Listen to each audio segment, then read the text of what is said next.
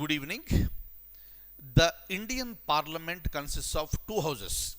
One is Lok Sabha and the second one is Rajya Sabha. Most of the procedures and proceedings in both the houses are same. But there are certain differences between the procedures that are followed in the Lok Sabha and also the procedures that are followed in the Rajya Sabha. One such difference is the adjournment motion, and on the other side you have something called Rule 267. Let's try to understand what these two are and what is the exact difference between these two.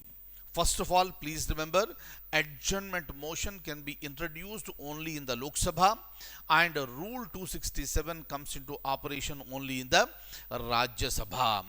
In Lok Sabha, you have a speaker. In Rajya Sabha, you have the chairman of Rajya Sabha, that is nothing but the vice president. We all know that whoever is the vice president, that vice president will act as the ex officio chairman of Rajya Sabha. Now, when it comes to adjournment motion, when I say adjournment meaning stop, to end the meeting, meaning we are discussing on a particular subject, stop that particular subject and start discussing about some other subject which is of public importance in nature. Entire nation is looking towards this.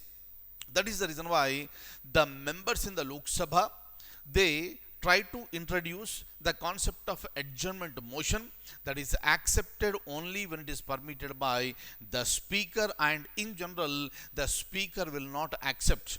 But if it is accepted means at least 50 members must sign and request the speaker.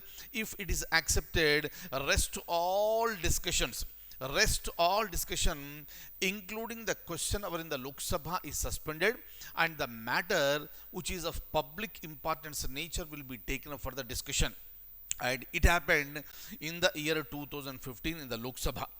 Similarly, when it comes to Rajya Sabha, adjournment motion concept is not present in the parliamentary procedures of Rajya Sabha.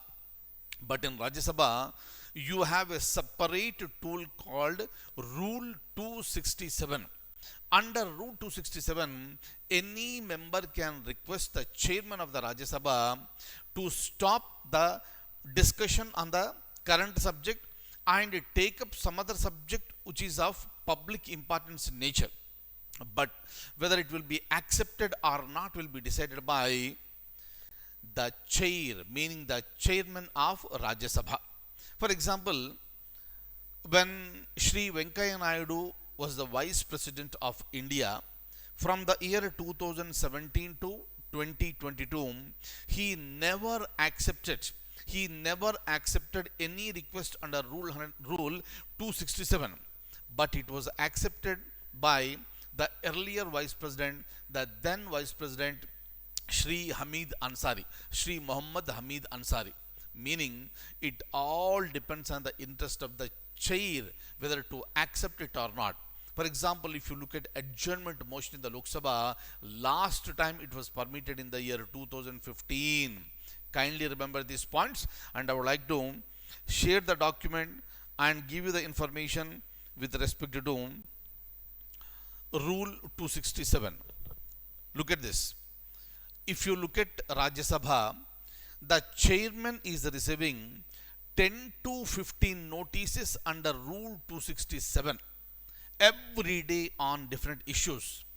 But the House chairperson has rejected all these written notices from the members many times, and this particular sentence is related to Shri Venkaiah Naidu, who recently demitted the office of the Vice President after completing the term of 5 years. Under this one, under Rule 267, any member can give a notice to the chair for a discussion on any subject under Rule 267, meaning under any subject. If you want to initiate the discussion, you can give a notice to the chair under Rule 267. Historically, most such notices are denied.